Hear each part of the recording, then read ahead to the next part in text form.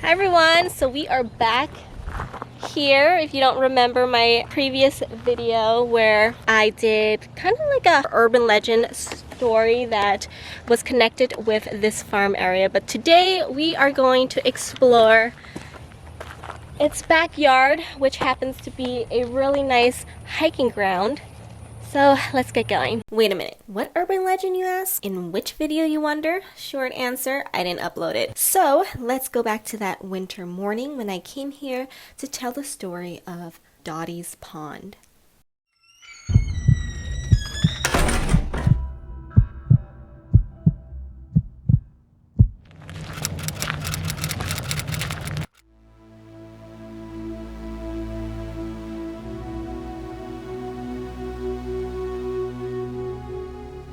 Alright guys, so here we are at the ranch where supposedly the family lived at. And yeah, it still seems like it's a working ranch. I mean, I see chickens right there. I wasn't expecting it to have this farm-like essence to it, but hello chickens! But yeah, check out these chickens, you guys. Good morning. How are you guys? Look at all of the chores that you had to do by the time you're 10 years old. So the story goes of a young lady by the name of Dottie who still lived at home with her parents, and she was involved in a love affair with a local boy that was a part of a rival family. Do you see where the story's going? When her parents found out about this forbidden love, they forbid their daughter from seeing the boy again. However, one night, her mother discovered that Dottie was planning on running away, so she quickly informed her husband, and an argument ensued that quickly turned violent. Dottie fled the house and into the family's barn to hide, but was soon discovered and the beatings continued. They say under intense stress, Dottie suddenly unleashed telekinesis power, and with it, she hung her parents from the rafters of the barn. When she awoke, she realized what she had done, and heartbroken, she walked out to the pond, and a giant pair of hands pulled her under the water. And from then on, many believe that this pond is a gateway straight to hell. So if you look a little bit over there, that could have been the barn. She didn't really run that far, did she, to hide from her parents? To be honest, if the house was right over here. But yeah, so we are going to make our way to the pond. So this ranch was actually owned by a family called the Bernal-Joice family. It's actually 3 different families. They just married into each other, and they owned this ranch for nearly 2 centuries. So I would say that they were pretty well known in the community. Just thinking about how this legend would have started in the first place. So my theories are that it can go 2 different ways. One of them is because they're so well known in the community, something must have happened here to have created rumors, and these rumors eventually turned into the legend that we hear of today. Or nothing happened until after it stopped being a ranch. So if I remember correctly, this ranch stopped working around 1980, so that gives us roughly 20 years to create this everlasting legend. And I would also think that before it was renovated, this area would look a little bit more shabby than it is now. But looking at the barn behind me, it does look quite spooky. So before it was refurbished and repaired, I would believe it would have been a little bit more creepy back in the day, especially at night. For a scary story to be created around a place with such deep history seems pretty appropriate. Look, you guys, it's so cold this morning. Everything's frosted over. So here is a picture of Mr. Bernal, the founder of this ranch.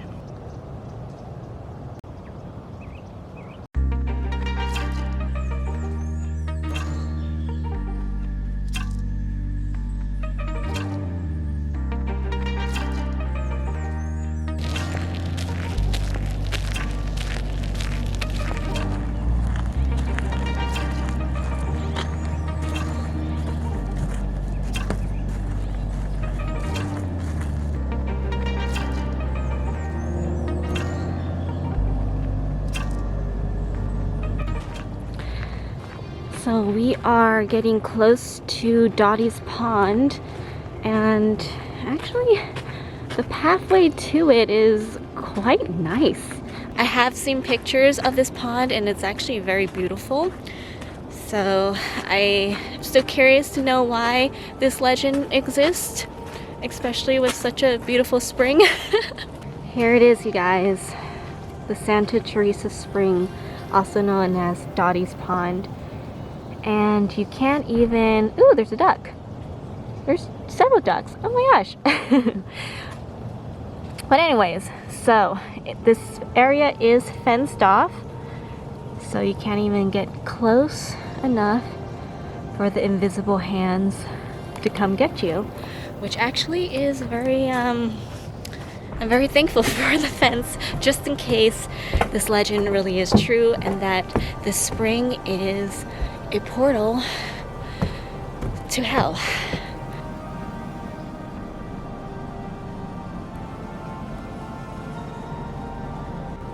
Well guys, check this out. So there is another, I guess, story behind this spring. So according to this spring is a sacred place for the Ohlone Indians, and yeah, there is a great spirit that resides in these springs.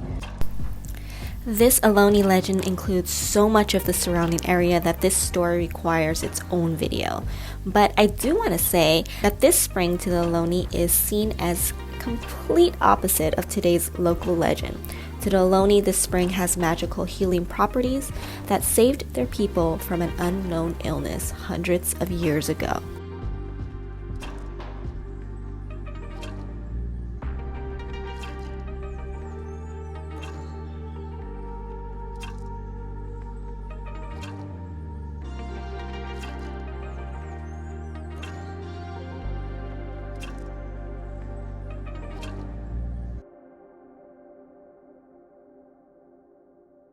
I do want to add that this area is a county park, one of Santa Clara's county parks, and that you can come here anytime you want. It's open to the public now. There are plenty of little signages like this full of information about the history of the old ranch. There is also about 17 miles worth of trails that you can take here, and I heard that it is very beautiful here in the springtime when all the wildflowers are in bloom. So I might just have to come back and actually hike this place in the spring just to see how colorful the hills are.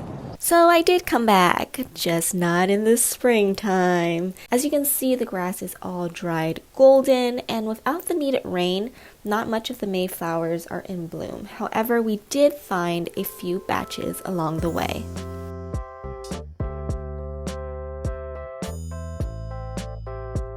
So originally, I wanted to come here during the springtime, at least early spring, because these hills are famous to have a ton of wildflowers. And one of the reasons for that is because of a certain ingredient in the soil. So what ingredient does this soil have in these regions that causes these hills to be littered with wildflowers in the spring, especially after a good winter of rain? Answer is serpentine. Serpentine soil contains high amounts of magnesium but low levels of calcium. This type of soil is horrible for agriculture, but the California native plants have long adapted to the high levels of magnesium, where for other plants that would have been a toxic environment to grow in. And lucky for us, these native Californian plants happen to be beautiful wildflowers such as the California lilac, the blue dix, and the poppy, and so many more.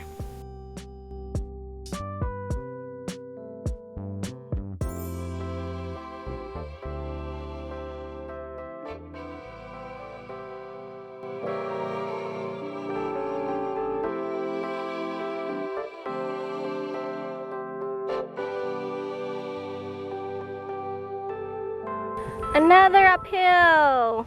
Yay! This was definitely the wrong day to do a hike because I have this huge sinus headache right now, and we're really confused with the map. So I thought, let's look at the map really quick. So we started from here, and I thought we were here already. You thought you were here. Or here. Yeah. And then turns out we're here. We're here. So sad. We have to do this whole thing right here. But at least that means we took the right trail. Yeah. I'm so dead. My head hurts so bad, but I'm gonna do it. I'm a complainer, but I'm still a doer. Hurts, you guys. It hurts. And then we spot a deer.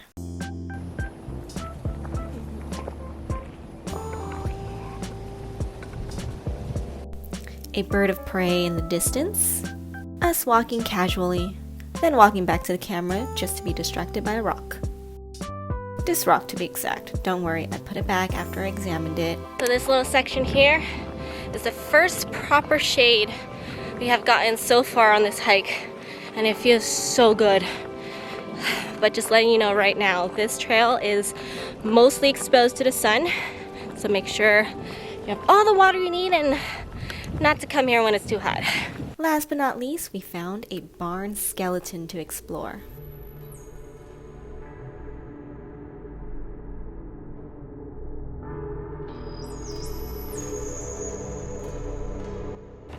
This is a pretty cool structure that I didn't know existed. Yeah, it looks like it's in pretty good condition despite its age and unuse. But I'm just glad that we're out of the sun for now, which is one moment.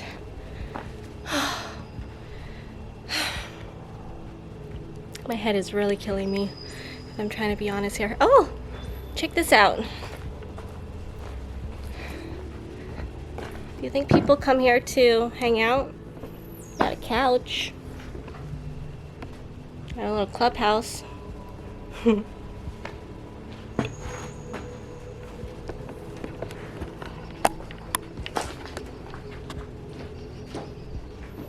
Witchcraft stuff. And with that is it for this video. I hope you enjoyed it, and thank you guys so much for watching. And if you did like this video, don't forget to give me a thumbs up and leave a comment if you have one. Also, if you don't mind, please follow me on Instagram and hit that subscribe button. Thank you guys so much, everyone, and have a wonderful day. Happy wandering!